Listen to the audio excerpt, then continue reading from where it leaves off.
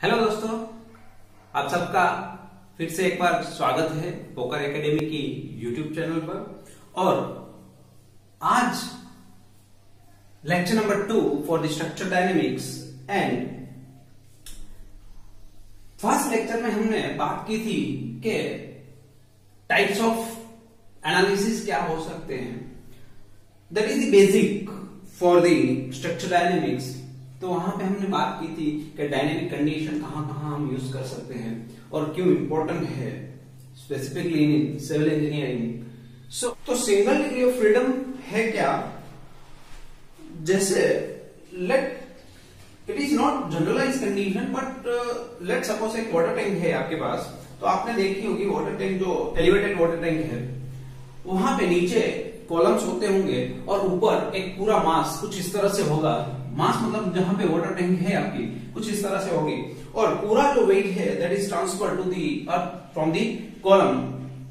सो let suppose कि कुछ इस तरह से ही आपका स्ट्रक्चर है, जो मास है that is this slab, one story है। लेट सपोज हर बार ये पॉसिबिलिटी नहीं होगी, इसलिए हम बात करेंगे मल्टी डिग्री ऑफ फ्रीडम के बारे में भी। बट इनिशियली समझने के लिए हम बात करते हैं सिंगल डिग्री। तो लेट एक फोर्स है that is mass P and with time लिखा है, that means it is a dynamic force and your column have stiffness, total stiffness। let mass जो है स्लैब का, वहां पे आपने जो स्टिफनेस यूज की है that is let suppose infinitive, क्योंकि वो बहुत रिजिड है ऐसा हम मान के चलते हैं। तो जो आपकी स्टिफनेस होगी that is K/2 and K/2 for the two column। Okay, अब बात करते हैं उनके नोटेशन के बारे में। तो यहां जब भी हम बात करेंगे UT का मतलब होगा डिस्प्लेसमेंट। ओके, और U डैश लिख सकते हैं या U डॉट, तो उनका मतलब है डिस्प्लेसमेंट का first derivation. Differentiation. So that is the velocity and second differentiation that means the accelerance of the structure.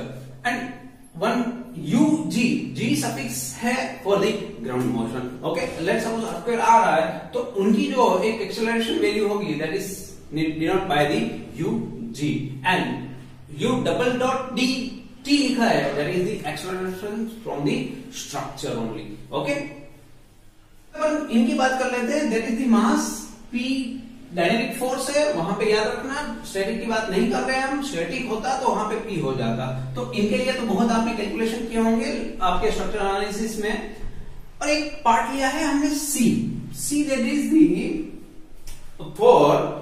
अब जैसे ही कोई वाइब्रेशन आएगा, कुछ इस तरह से वाइब्रेशन आ रहा है लेट सपोज, तो होगा क्या वहां पे, ड्यू टू इनहर्ट मटेरियल जो भी है, जो ये जो कंपन है, ये जो वाइब्रेशन है, वो पूरा वहां पे नहीं रीच हो पाएगा, कहीं ना कहीं लॉस होगा। ड्यू टू फ्रिक्शन भी हो सकता है, या बहुत ऐसे फैक्टर्स हो सकते हैं जहां से वो पूरा नहीं पहुंच पाता। तो that is represented by the C। Okay, हम बात करेंगे डैम अनडैम के बारे में। पहले हम बात कर लेते हैं किस तरह से सिंगल डिग्री को हम एनालिसिस कर सकते हैं, फिर हम उनके बारे में बात करेंगे किस तरह से डैम्पिंग हो सकता है, किस तरह से अनडैम्प्ड स्ट्रक्चर हो सकता है। तो और दो है कॉलम आपके जिनकी स्टिफनेस वैल्यू आपको K/2 दी गई है। Let suppose forces system that is the Newton second law के बारे में बात कर लेते हैं। एक तो होगा इनर्शिया फोर्स।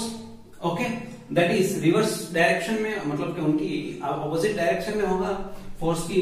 और ये जो स्टिफनेस फोर्स है दो कॉलम के लिए एक, और सेकंड ये है सेकंड कॉलम के लिए, और एक डैम्पिंग फोर्स होगा that is also opposite the direction of the force. तो कुछ इस तरह से आप फोर्सेस को रिप्रेजेंट कर सकते हैं। तो due to the equilibrium condition हम क्या लिख सकते हैं, Fs plus Fd plus Fi that equal to force P.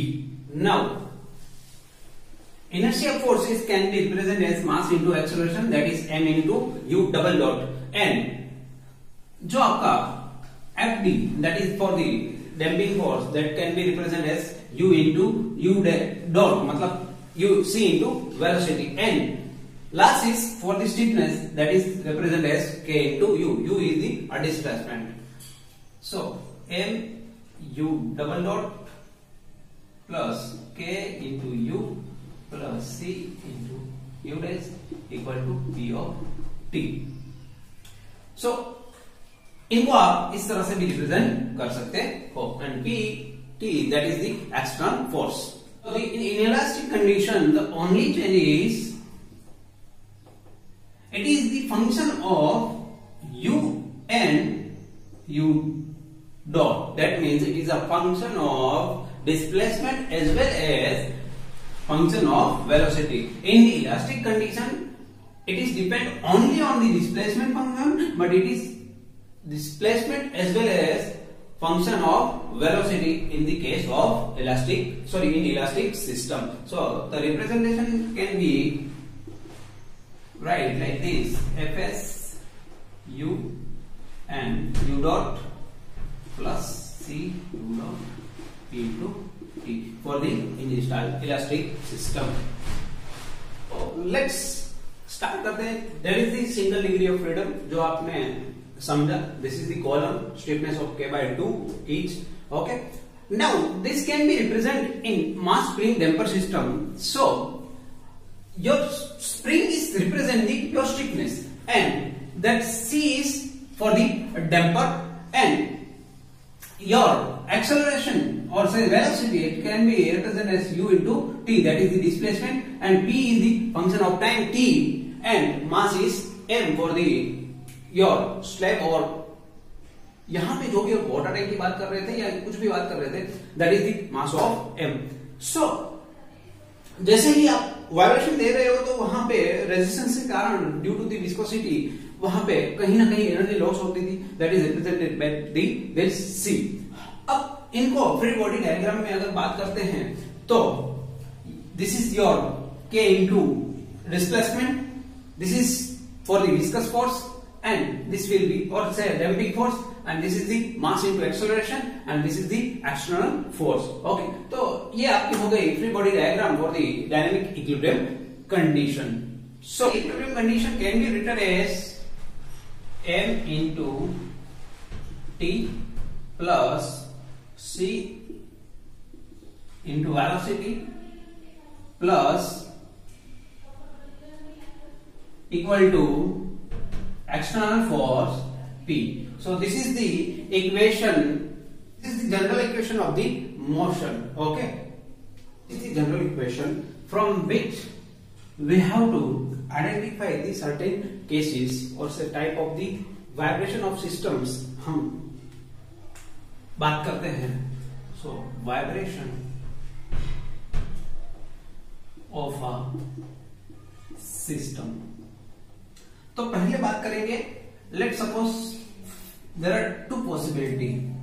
Number 1, if force P is 0, मतलब आपने एक्सटर्नली फोर्स अप्लाई नहीं किया है, और सेकंड केस आपने अगर फोर्स P अप्लाई किया है विथ रिस्पेक्ट टू टाइम, सो यहां पे आपका फोर्स होगा.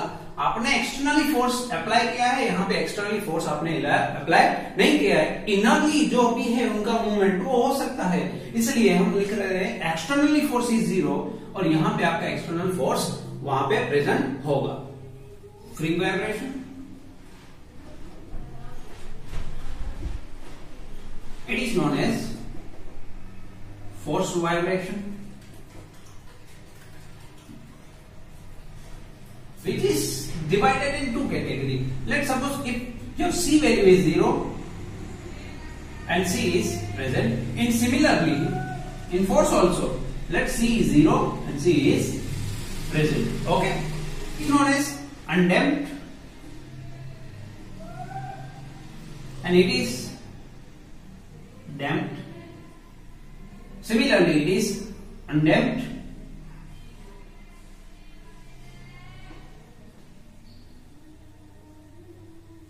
Okay, so total there are 4 categories. One can be written as free vibration with undamped, free vibration with the damped, force vibration with the undamped, and force vibration with the damped.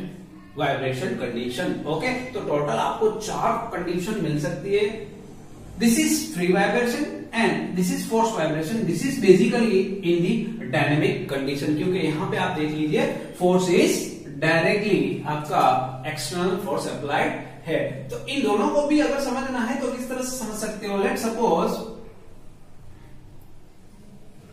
अगर यही आपका pendulum है और एक बार पहले ही आपको force दे दिया है, अब ड्यू टू इनिशियली वो रोटेट हो रहा है और अपने आप ही यहां से पेंडुलम हो रहा है, that is the free vibration, अगर खुद के कारण ही। बट अगर वहां पे हम फोर्स की बात करें तो हम यहां से उनको पकड़ते हैं और फिर छोड़ देते हैं, इस तरह से फोर्स देते हैं उनको, तो वो होता है फोर्स वाइब्रेशन। ओके, सो यहां पे आपको बस रिलीव करना है उनकी वेलोसिटी के साथ, और फोर्स में क्या करना है आपको, उनको फोर्स के साथ वेलोसिटी अप्लाई करना है। अनडेप्थ में क्या होगा? अनडेप्थ में आपकी जो विस्कोसिटी है वो कहीं ना कहीं 0 होगी। तो मतलब जो वेलोसिटी या जो भी फोर्स अप्लाई किया है that is reach 100% to the your element. But depth में क्या होगा? वहां पे एनर्जी जो है वो कहीं ना कहीं लॉस होगी, वो फ्रिक्शन के कारण और या किसी भी कारण से हो सकती है। तो आई होप पहले आपको ये समझ में आ गया होगा। टोटल 4 वाइब्रेशन सिस्टम पढ़ी। फ्री वाइब्रेशन डैम्प के साथ हो सकता है, अनडैम्प के साथ हो सकता है, फोर्स में भी डैम्प एंड अनडैम्प हो सकता है। तो सबसे पहले सॉल्यूशन की बात करेंगे, बट कौन सी condition? Undamped, that means C must be 0, and free vibration, that means your force, external force is also 0. So your equation जो आपका था, जनरल इक्वेशन कुछ इस तरह से था आपका,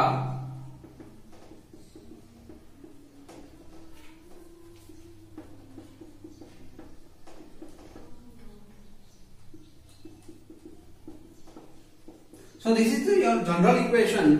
उनमें आपको external force that is 0 and your C is also 0 because it is a undamped condition. So your remaining part is only 2, that is mass into acceleration and K into displacement. So M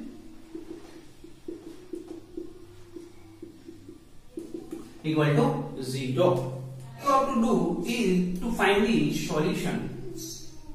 The equation for the undamped free vibration. Undamped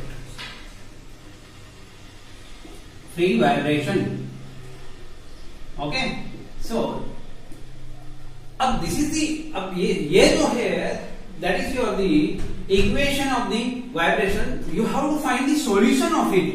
Okay. So we'll try to solve the equation. Okay, आपको find जो करना है that is u.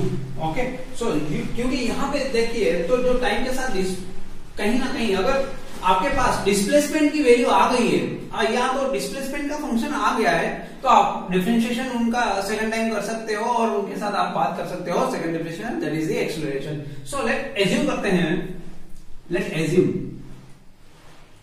आपका जो function है that is the displacement function, that is e raised to st. This is our assumption. Okay, there is a possible solution for the equation. अगर आपने कहीं ना कहीं लाप्लास ट्रांसफॉर्म पढ़ा है तो आपको समझ में आ सकता है, लाप्लास या फूरियर आपने पढ़ा है तो वहां पे आप समझ सकते हो, क्योंकि इन टाइप का जो सॉल्यूशन है, इन टाइप आपका जो डिसाइडेड डिफरेंशियल इक्वेशन इनको बोलते हैं, जिससे सेकंड डिग्री आपका डिफरेंशियल इक्वेशन है, उनका सॉल्यूशन कुछ इस तरह से ही आपको करना होता है। That is in maths 3 if आपने पढ़ा है तो। सो इनका फर्स्ट डिफरेंशिएशन क्या हो सकता है? That is e raised to st का e raised to st ही होगा, और जो st है उनके साथ तो उनका होगा s। Now the second differentiation that is आपको डिफरेंशिएशन रिस्पेक्ट टू किससे करना है? t से, तो ये होगा s square e raised to st, क्योंकि e raised to st का जो होगा that is s into e raised to st, और s तो ऑलरेडी था तो तो s into S that is the S square. So यहां पुट कर देते हैं उनकी value m into S square E raise to S T plus k into E raise to S T equal to 0। तो E raise to S T उनको आप common निकाल लीजिए, एम एस स्क्वायर प्लस के इक्वल टू 0। तो यहां देख लीजिए E raise to S T that is the possible solution, so E raise to S T can not be 0, it will always some value, so it will not be 0 value. So M S square equal to minus K और S square can be represented as minus K by M. So this is what we want as s square. So s can be written as plus or minus I root k by m.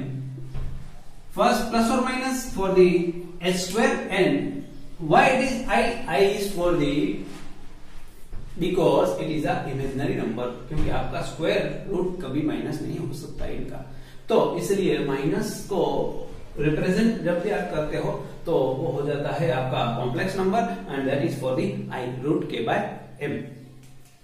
S can be written as like this, where W and is natural frequency of the system. आपका जो function था that is the E raise to S T, तो S आपने find out कर दिया, तो इनको generalise term में किस तरह से आपको लिखना होगा। फर्स्ट एक आपका था प्लस और सेकंड था आपका माइनस, तो E raise to, let suppose उनका कोफिशिएंट a1 है, E raise to plus I into omega and into T.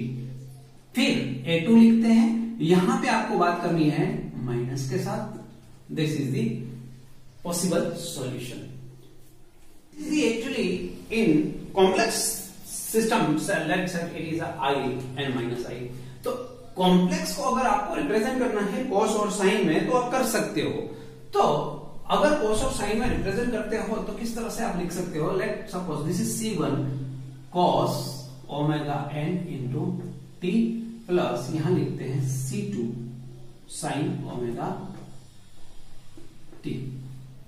अब आपको समझ के करना है तो इस तरह से आप कर सकते हो, ई रेज टू, अगर आपके पास आई एक्स है, E raise to I x है लेट सपोज, तो आप इनको लिख सकते हैं ई रेज टू, सॉरी इनको लिख सकते हैं आप कॉस आई एक्स प्लस साइन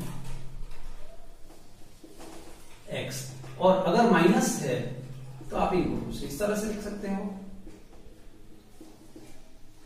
ओके, तो दोनों का अगर समेशन करके कुछ रिप्रेजेंट करते हो तो आप इनको कहीं ना कहीं इस तरह से रिप्रेजेंट कर सकते हो, ठीक है। There are two variable c1 and c2, so we need two boundary condition at time t equal to 0। हम दो इनिशियल कंडीशन लेंगे, that is displacement and second one is the velocity. Okay, so for the condition of velocity first लिख लेते हैं उनको। तो velocity क्या होगी आपकी, यहां से डिफरेंशिएशन आपको करना है, कोस का होगा साइन, पहले यहां पे c1 और wn जो है वो आगे आ जाएगा, c1 साइन होगा wn_t, फिर wn c2 साइन का होगा कोस। अब बात करते हैं time t, this is let suppose equation number 1 and this is the equation number 2। तो इक्वेशन 1 क्या होगा आपका, वहां पे टाइम t इक्वल टू 0, तो t पुट करना है यहां पे, तो ये होगा आपका 0 displacement at the initial that time t equal to 0। So c1 cos 0 की वैल्यू होगी 1, साइन 0 की वैल्यू होगी 0, तो आपको यहां से c1 की वैल्यू तो मिल गई है। अब बात करते हैं time t equal to 0 in the second condition, that is the condition of velocity, तो इनको आप लिख सकते हो 0, तो ये होगा आपका 0। अब यहां देख लीजिए साइन 0 तो 0 हो गया, ये होगा आपका 1, तो wn इंटू c2, तो c2 आपको फाइंड करना है, तो c2 फाइंड करेंगे आप इस तरह से, u dot 0 divide by wn। तो ये वैल्यू c1 और c2 जो आपके पास कोएफिशिएंट थे c1 एंड c2 अननोन थे आपके पास, वो आपने फाइंड कर दिए हैं। c1 होगा इनिशियल डिस्प्लेसमेंट, c2 रिप्रेजेंट करेगा आपका कहीं ना कहीं इनिशियल वेलोसिटी के साथ टर्म में। ओके, तो ये वैल्यू आपको पुट करनी है इक्वेशन नंबर 1 में। C1 था आपका इनिशियल डिस्प्लेसमेंट, C2 जो आपका था वो कहीं ना कहीं initial velocity and divide by omega n sine omega n t. तो ये आपका जनरल सॉल्यूशन हो गया। क्या हो गया? Solution of the motion condition. अब बात करते हैं दूसरी कंडीशन, हमने क्या क्या डिराइव की ये बात कर लेते हैं। एक बात की थी हमने, W क्या था आपका root K by M, this is the natural frequency. Okay, so आपको ये भी याद होना चाहिए क्योंकि वो जो एग्जाम में एग्जाम्पल हम कैलकुलेट करेंगे वहां पे काम आने वाला है। ये था आपका इनिशियल डिस्प्लेसमेंट, और यहां जो डॉट लिखा है that is the initial velocity. Okay, तो आई होप आपको समझ में आ गया होगा। For the this is the condition of undamped free vibration only. Okay, start करते हैं। Example, find the mass and stiffness of the given system. Slab thickness is 120 mm, column is 230 by 300 mm, and grade of concrete is M20, height is 3 meter, and length and width of the your structure is 3 meter. So जो plan है वो कुछ इस तरह से होगा 3 metre by 3 metre, and जो आपका एलिवेशन है कुछ इस तरह से ही होगा। This is height 3 metre and it is also 3 metre. Okay, तो जिस तरह से आपको एलिमेंट दिए हैं, बीम और कॉलम की साइज स्पेसिफिकली आपको दी है, एंड ग्रेड ऑफ कंक्रीट भी आपको दे दिया गया है।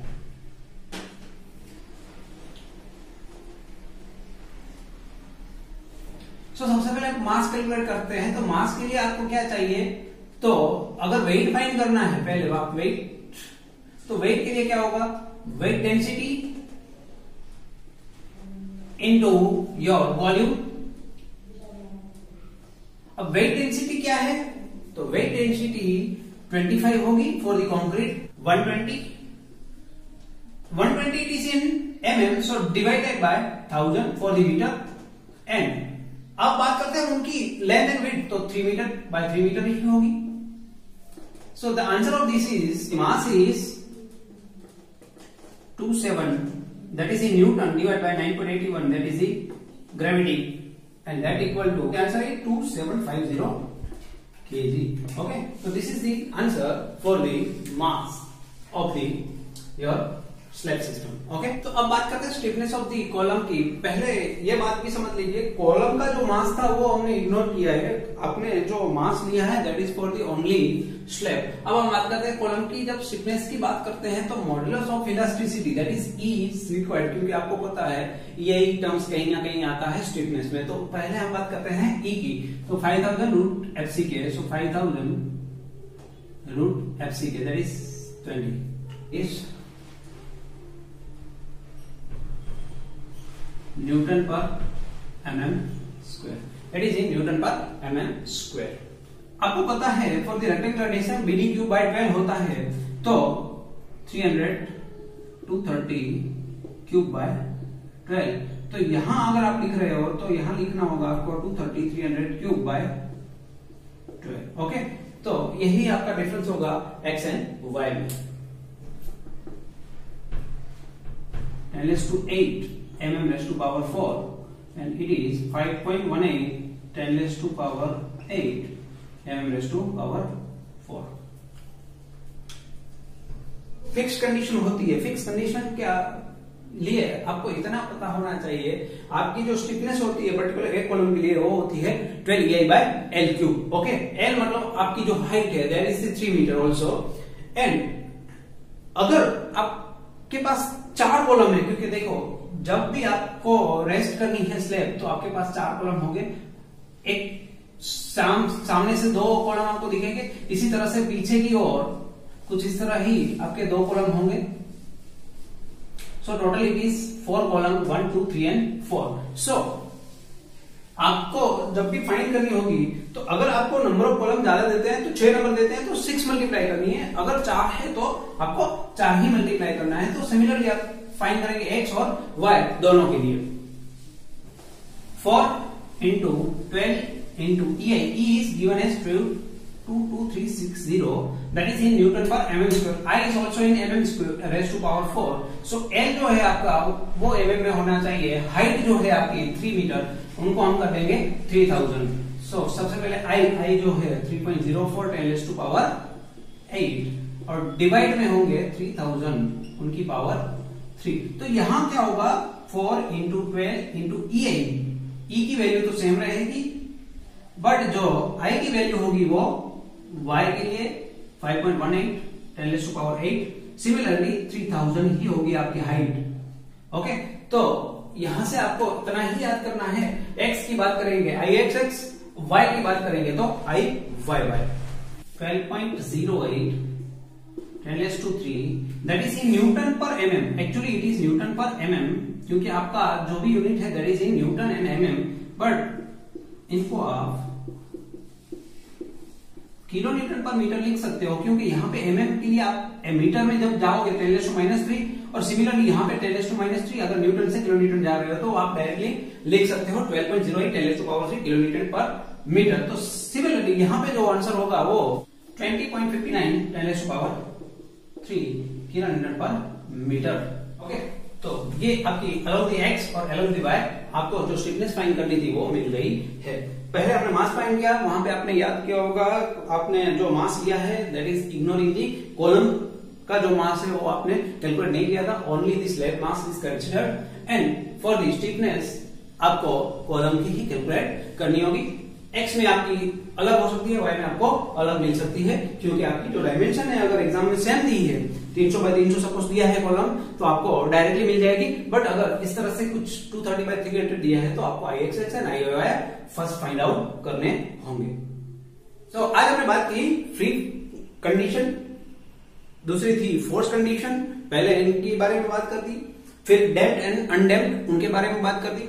उनमें से हमने फ्री अनडैम्प्ड के लिए एक इक्वेशन और उनका सॉल्यूशन डिराइव किया और एक एक एग्जांपल कैलकुलेट किया. सो जो नेक्स्ट लेक्चर होगा वहां पे हम फ्री की कंडीशन की बात करेंगे बट डैम्प स्ट्रक्चर के बारे में बात करने वाले हैं. तो आई होप आपको ये लेक्चर अच्छा लगा होगा और अगर अच्छा लग रहा है तो प्लीज लाइक और शेयर कर दीजिएगा अपने फ्रेंड्स के साथ. और अगर चैनल के लिए नए हैं तो प्लीज सब्सक्राइब कर लीजिएगा और चैनल के जो बेल आइकन है उनको प्रेस कर दीजिएगा तो आपको नोटिफिकेशन से अब तक वीडियोस पहुंच जाएगी. Thank you so much. Please channel को सब्सक्राइब करें और बेल आइकन को प्रेस करें ताकि नए वीडियो की नोटिफिकेशन आपको मिलती रहे.